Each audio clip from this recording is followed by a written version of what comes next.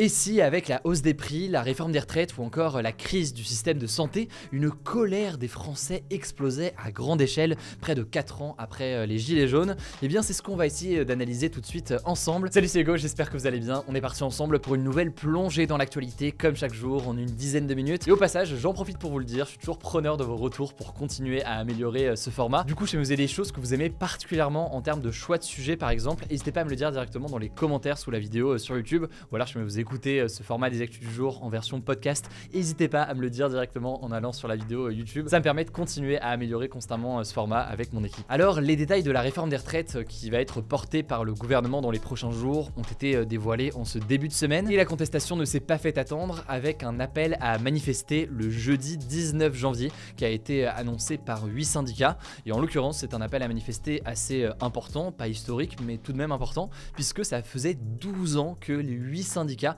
n'avaient pas appelé ensemble à une telle mobilisation. C'est donc quelque chose d'assez inédit. Il faut dire qu'on est là sur une réforme qui est plutôt impopulaire, puisque seulement 21% des Français se disent favorables à un report de l'âge de départ à la retraite, selon un sondage Elab pour BFM TV. Or, eh bien, retarder l'âge de départ à la retraite, c'est bien l'une des mesures que l'on retrouve dans cette réforme des retraites qui est portée par le gouvernement. Et cette impopularité, ce n'est pas vraiment une surprise, puisque déjà, fin 2019, par exemple, des très grosses manifestations avaient éclaté au moment où Emmanuel Macron avait une première fois tenté de mettre en place une réforme des retraites. Et une grève massive aussi avait eu lieu le 5 décembre 2019. Des manifestations qui avaient justement contribué, avec le Covid un peu plus tard, à reporter la réforme des retraites. Le truc, c'est que 3 ans plus tard, le contexte semble davantage tendu. La pandémie est passée par là, elle a usé psychologiquement et économiquement aussi beaucoup de Français. Et la guerre en Ukraine, qui a éclaté juste derrière, est venue dérégler encore plus l'économie mondiale, avec notamment une crise énergétique qui était déjà présente avant mais qui a été accentuée, et aussi une hausse des prix qui s'est accélérée. Pour rappel, les prix de l'énergie ont augmenté de près de 15% en un an en France, et ceux des produits alimentaires ont augmenté de près de 12%, avec des très fortes variations selon les produits. Tout ça se fait par ailleurs dans un contexte où il y a déjà beaucoup de mouvements de contestation.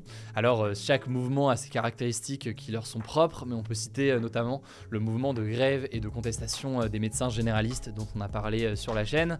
On peut parler aussi du mouvement de grève des conducteurs de train, du mouvement de grève aussi des étudiants en médecine, et aussi évidemment de la question des gilets jaunes qui est quand même moins présent aujourd'hui mais qui a été présent pendant longtemps, ou encore plus récemment la contestation des boulangers qui ont prévu de manifester le 23 janvier. Bref, c'est donc une marmite de contestation, si on peut dire ça comme ça, qui est bien pleine aujourd'hui et qui vient s'ajouter à des inquiétudes plus globales, disons, comme par exemple une anxiété de pas mal de personnes, notamment les jeunes, par rapport au changement climatique, et qui vient du coup ajouter aussi une dimension à tout cela. Bref, résultat, selon un sondage de l'IFOP pour le média Sud Radio, un Français sur deux, près de 52% en fait, souhaite que la France connaisse une explosion sociale dans les prochains mois, avec l'émergence d'un mouvement comme celui des Gilets jaunes par exemple, et 59% des personnes interrogées sont convaincues que c'est quelque chose qui arrivera. Et évidemment, ce n'est pas parce que la population pronostique quelque chose que ça va forcément arriver, ça ne fonctionne pas comme ça, mais c'est quand même intéressant de voir la perception des Français sur cette question. Alors du côté du gouvernement, on affirme avoir conscience de cette réalité-là. Il y a par exemple ces propos d'un député de La République En Marche qui dit « On sent beaucoup de tensions sur le terrain, on peut donner les sommes qu'on veut à certaines revendications corporatistes, on voit bien que les colères restent », c'est ce qu'a affirmé le député Guillaume Carasbian du camp donc d'Emmanuel Macron à BFM TV. Et le chef des sénateurs du parti d'Emmanuel Macron, François Patriat, a de son côté reconnu, je cite, un sentiment de défiance permanent des Français.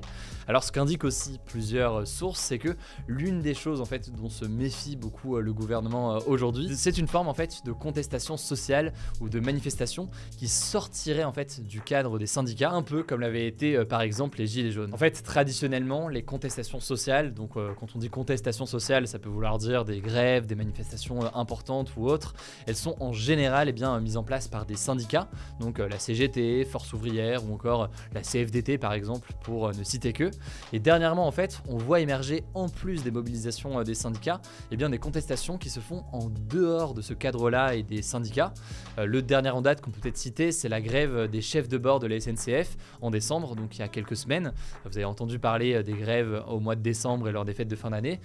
Cette grève a été organisée via un groupe Facebook notamment, un collectif qui s'appelle aujourd'hui le collectif ASCT. Alors pourquoi une telle crainte pointe du gouvernement? Et bien sûrement parce que c'est quelque chose de moins prévisible et surtout en fait au-delà de la question de la prédiction dessus, en fait ça rend le dialogue peut-être plus compliqué pour le gouvernement. En effet, si on parle d'un mouvement spontané comme par exemple le mouvement des Gilets jaunes, il s'est fait beaucoup en ligne, il n'y avait pas forcément de porte-parole, au contraire d'ailleurs beaucoup reniaient et ne voulaient pas qu'il y ait de représentants comme ça des Gilets jaunes, ce qui fait que eh bien, le gouvernement avait du mal à trouver un représentant des Gilets jaunes avec qui aller discuter et négocier éventuellement pour tenter de trouver des solutions. Mais alors est-ce que la situation est forcément vouée à déboucher en 2023 sur des mobilisations importantes? Évidemment c'est dur de dire, mais vous l'aurez compris, il y a pas mal de petits indicateurs qui semblent montrer que ce serait possible. Alors évidemment tout cela est impossible à prédire, mais certains estiment qu'il y a une forme de cocktail et d'accumulation de choses en ce moment qui peut être favorable et qui peut entraîner l'émergence de pas mal de mouvements de colère et donc de mobilisation, certains via des canaux traditionnels disons avec les syndicats, mais certains aussi davantage spontanés comme le mouvement des Gilets jaunes, ou encore si on vient beaucoup plus en arrière il y a quelques années, un mouvement qui avait fait pas mal parler à l'époque, qui a été le mouvement Nuit debout, surtout présent à Paris, qui était une forme de contestation et de mobilisation qui avait émergé. Alors pour Stéphane Siro, qui est un historien spécialiste des mouvements sociaux et qui a été cité dans le journal Ouest France dans un article que je vous mets en description, les aides économiques qui ont été accordées par le gouvernement ces derniers mois ont pu contribuer à calmer certaines tensions sociales au sein de la population. On peut citer par exemple la revalorisation de 4% des prestations sociales et des retraites, ou encore le bouclier tarifaire sur les prix de l'énergie pour éviter une explosion du prix de l'énergie pour les habitants. Cela dit, ces mesures font débat, certains estiment qu'elles sont insuffisantes, notamment parce qu'elles ne permettent pas de pallier à l'inflation et donc à la hausse générale des prix. Et donc la réforme des retraites pourrait créer un effet d'accumulation dans cette colère chez une partie de la population. Bref, je ne suis pas là pour jouer les pronostics ou quoi que ce soit, je pense que c'est pas le rôle d'un journaliste de le faire, mais c'est intéressant donc de voir la situation dans laquelle on est aujourd'hui, ainsi que ce qui a pu se passer ces derniers mois ou alors ces dernières années. On verra donc ce qu'il en est. En tout cas, un retour donc des manifestations et des grèves est prévu le jeudi 19 janvier. Évidemment, on suivra tout ça. En attendant, je vous laisse avec Blanche pour le reste des actualités en bref. Merci Hugo et salut tout le monde. On commence avec une première actu.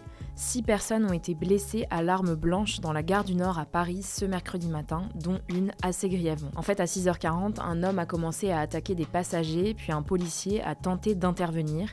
Il a rapidement été neutralisé par les forces de l'ordre qui ont ouvert le feu sur lui, puis a été conduit aux urgences. Il est en ce moment entre la vie et la mort. Alors le ministre de l'Intérieur Gérald Darmanin s'est rendu sur place. Ce qu'on sait à ce stade, c'est qu'il s'agit d'un Libyen d'une vingtaine d'années qui était sous le coup d'une obligation de quitter le territoire français, donc une OQTF, depuis cet été. Pour l'instant, on n'en sait pas beaucoup plus sur ses motivations, mais la piste terroriste n'est pas privilégiée. On vous tiendra au courant notamment sur notre compte Instagram où on poste un résumé d'actualité tous les jours. N'hésitez pas à vous abonner. Deuxième actu, il y a du nouveau dans l'affaire Noël Le Graët, le président de la Fédération française de football dont on vous parlait hier. En fait, un comité exécutif extraordinaire de la FFF a été convoqué ce mercredi et Noël Le Graët est mis temporairement en retrait de la présidence de la fédération. Florence Ardouin, la directrice générale de la FFF, a également été mise en retrait de l'institution. Alors c'est Philippe Diallo, le vice-président de la fédération, qui va assurer l'intérim au moins jusqu'à fin janvier, qui sera normalement le moment où on devrait avoir les conclusions de l'audit interne lancé par le ministère des Sports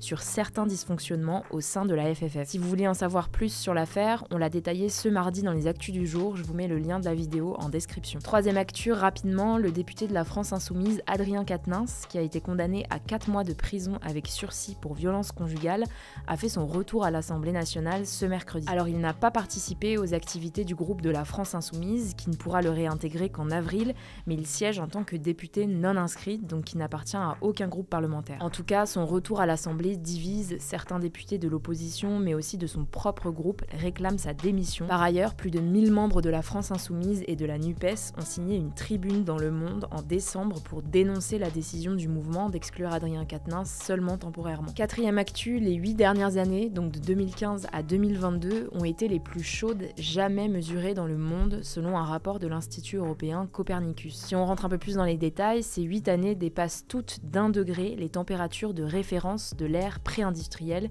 qui correspond à la période entre 1750 et 1850. Autre info qui ressort de ce rapport, 2022 représente la 5e année la plus chaude. Elle a notamment été marquée par de nombreux nombreux phénomènes extrêmes comme des inondations, des vagues de chaleur, des feux de forêt ou encore des périodes de forte sécheresse, des conséquences directes du changement climatique. Pour rappel, l'accord de Paris conclu en 2015 vise à limiter le réchauffement de la planète bien en dessous de 2 degrés, si possible à 1,5 degré. Cinquième actu culturelle, ce mardi soir a eu lieu la cérémonie des Golden Globes 2023, une cérémonie qui récompense les films et séries télévisées américains diffusés en 2022. Alors le cinéaste Steven Spielberg a reçu le Golden Globe du meilleur réalisateur pour son film The Fabelmans. L'acteur irlandais Colin Farrell a été récompensé dans la catégorie meilleur acteur dans une comédie et l'américaine Zendaya dans la catégorie meilleure actrice dans une série télévisée dramatique. Pour le Golden Globe de la meilleure série télévisée dramatique, c'est House of the Dragon, la série dérivée de Game of Thrones, qui a été récompensée. Enfin, un invité surprise a rejoint la cérémonie. Il s'agit du président ukrainien Volodymyr Zelensky,